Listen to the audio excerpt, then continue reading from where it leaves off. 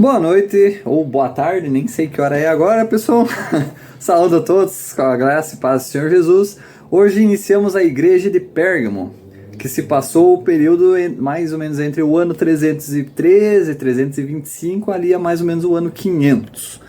Então, hoje nesse vídeo aqui eu vou cobrir os versículos 12 até o 14. Esse aqui tem bastante coisa interessante, parece até coisa de conspiracionista que vai ter aqui. Mas vamos lá. Versículo 12. E ao anjo da igreja que está em Pérgamo, escreve: Estas coisas diz aquele que tem a espada afiada de 2 gumes. Pérgamo significa tanto casamento quanto elevação. É basicamente um período onde a igreja foi elevada a uma posição de poder e estava casada com o mundo. Quando a igreja e o Estado estavam unidos sobre o poder de Constantino, né? Aquele imperador onde terminou toda a perseguição. Nós já vamos ver um pouquinho mais da história dele. Ele foi basicamente o primeiro imperador da história, né? Imperador cristão da história, e permitiu a todos escolherem sua religião livremente. Claro, ele favorecia os cristãos, além de fazer diversas coisas pelo cristianismo, e acabou tornando então a religião oficial do Estado. Versículo 13.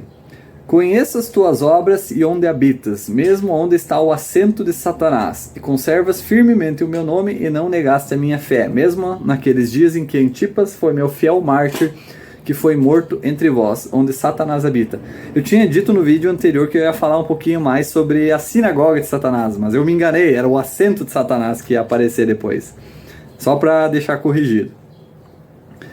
Então, basicamente, o trono de Satanás ficava em Roma, né, que era considerada a cidade de Satanás. Vamos lá, a parte que parece conspiracionista. Uma coisa sobre esse trono é que ele era primeiro usado pelos gregos para adorar a Zeus, que quem não sabe é ali meio que o deus supremo, o chefe dos deuses na mitologia grega. E exatamente onde ele ficava é onde a Bíblia diz que o trono de Satanás fica. Então esse trono, era basicamente o trono de Zeus, era o trono do diabo, né? Porque todos os deuses por aí são obras de demônios, os anjos caídos, enfim. Então esse trono ele foi destruído com o tempo e foi achado de novo por volta ali dos anos 1800. Seus materiais todos foram levados para a Alemanha, onde aí ele foi reconstruído. Sua reconstrução terminou em 1889, mesmo ano do nascimento do Hitler. Coincidência? E era nesse altar que Hitler dava seus discursos. Quem sabe se Satanás não influenciava ou controlava Hitler, né? Ainda mais para matar os judeus. Exatamente o principal povo que Satanás quer destruir. Obama foi até a Alemanha nesse altar anunciar sua candidatura para presidente. Porque em outro país, né? Para anunciar. Ele estava tentando mostrar algo? Invocar o poder de Satanás? Talvez? Eu vou deixar uma foto junto aqui nessa parte para vocês poderem ver, tá? Outra coisa é o CERN. É o maior colisor de partículas do mundo. Eu não vou explicar o que é isso aqui porque não é o assunto. Se alguém quiser pesquisar mais, fique bem à vontade. Se tu olhar para o logo, você vê o número 666. E esse colisor parece um grande olho. Também vou deixar 2 fotos que vai estar passando aí no vídeo. Tanto do logo quanto de uma foto bem de frente, assim, que parece bem um olho mesmo. Né? Sendo que o símbolo de Satanás é o olho que tudo vê, né?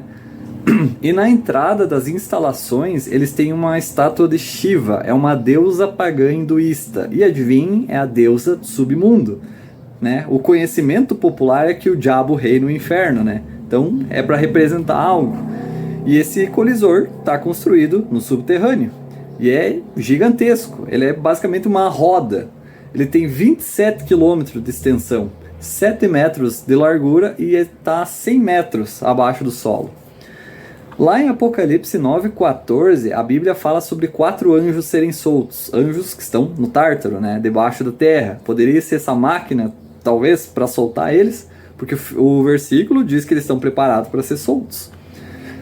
Nos versículos 14 ao 15, no capítulo 9, dizendo ao 6º anjo que tinha trombeta: solta os 4 anjos que se acham presos junto ao grande rio Eufrates. E foram soltos os 4 anjos que estavam preparados para a hora e o dia, o mês e o ano, a fim de matarem a terça parte dos homens. E esse colisor foi construído debaixo de onde ficava o antigo templo de Apolo. E adivinha o nome grego do rei dos demônios preso, que a Bíblia cita? Apolion, né? E essas foram as palavras de um dos diretores desse CERN. O grande colisor de Hadrons poderia abrir uma porta para outra dimensão, e dessa porta poderia sair algo, ou nós poderíamos mandar algo através dela. Então, né, fica um negócio aí bem suspeito. Voltando à história ali do versículo. Mesmo com tudo isso, a igreja ocupou esse lugar, e nessa época tiveram muitos conselhos. Constantino dizia ser o bispo dos bispos. Era tipo um presidente, né, que liderava ali os conselhos, era o cabeça da igreja. O problema aqui foi que eles pararam de esperar a segunda vinda de Cristo. Antes disso, na perseguição, Jesus era a esperança deles, né? Só que isso acabou mudando quando eles acabou ficando no poder, porque seus bispos até diziam que eles nem precisavam mais buscar pelo reino de Cristo, porque o império de Constantino seria o reino de Cristo. Que significava agora para eles que o reino já foi estabelecido através de Constantino. Só que não vai acontecer através de qualquer homem, né? Mas através do próprio Jesus. Na época, também ali, né, que fala do versículo sobre o nome significava o que a pessoa era. Um exemplo é quando Jesus renomeou Simão para Pedro. Então o que Jesus queria dizer quando disse conservas firmemente o meu nome, era em outras palavras, vocês permaneceram convencidos de quem eu sou. Convencidos de que eu sou o Filho de Deus, convencidos que eu sou Deus. Então, houve na época ali pessoas que negavam isso, diziam que Jesus era um semideus, que foi criado, que só o Pai na Trindade era o verdadeiro Deus, e se não fosse por eles, né, se manterem firmes no nome de Jesus, todo mundo ia ser basicamente testemunha de Jeová hoje em dia. Porque para eles o Pai só é o Deus verdadeiro, e ele deve ser chamado de Jeová, seria meio que o único nome. E as testemunhas são ensinadas que Jesus era só uma manifestação de Miguel Arcanjo em forma humana. Não Deus, né? Mas só um ser criado.